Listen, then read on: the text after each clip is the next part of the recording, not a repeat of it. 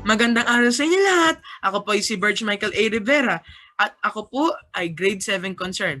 At narito po ako upang magkwento sa inyo ng isang maikling kwento mula sa Kabisayan na pinamagatang Alamat ng Chocolate Hills.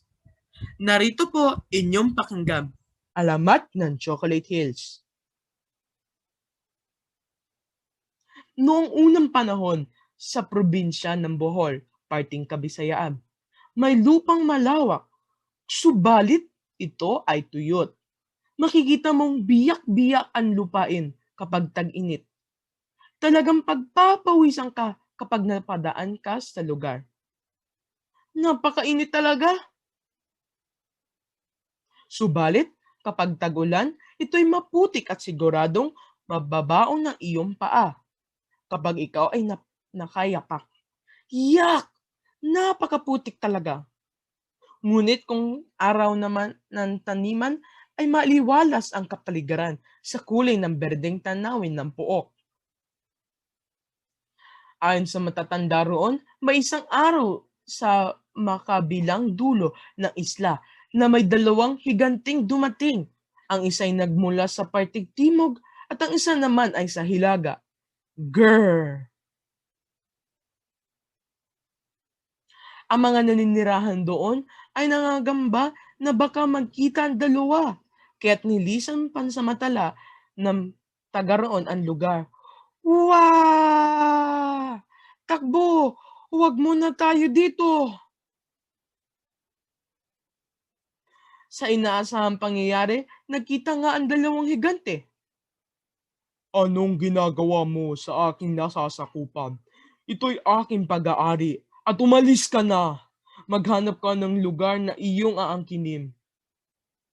Aba, ako yata ang nauna rito at ito'y pag-aari ko na. Ikaw dapat ang umalis. Pinadyakan ng higante ang lupa at nagdulot ng pangyayanig na parang lumindol. Hindi maaari ito. Ito'y pag-aari ko. Ginantihan naman ito ng mas malakas na padyak ng higante mula sa hilaga. Lalong hindi maaari.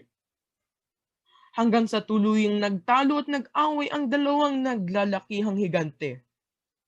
Grrr! Noong panahong iyon ay kakatapos pa lamang ang tag-ulan at maputik sa kinatatayuan nila. Ginawa ng isang higante ay bumilog ng putik at binato sa isa.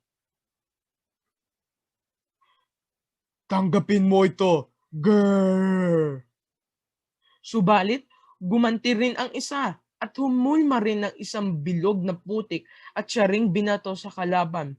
Walang tigil na batuhan ng binilog na putik hanggang ang dalawa ay hingalin at naubusan ng lakas at nawalan ng hininga. Tanggapin mo ito. Grrr! Ito naman ang sa iyo. Grrr! Tumamba ang dalawang higante na wala ng buhay. Marami ang nakasaksi sa pangyayari ng taga roon. Ang sumabot sa paningin ng mga tao ang mata higanting bolang putik na siyang ginamit ng mga nalabing higante sa pagbabatuhan. Pagkatapos ng pangyayari, nagsibalikan ang naninirahan doon.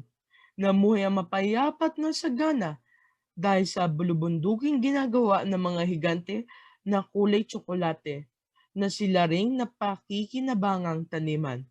Ito ang pinagmulan ng Chocolate Hills.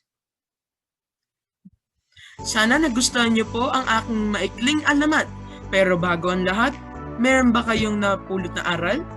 Ako meron. Una, hindi maganda ang ugaling magagalitin at maramot. Ito ang ugaling ipinakita ng dalawang higante. At lalong higit, hindi maganda ang pakikipag-away.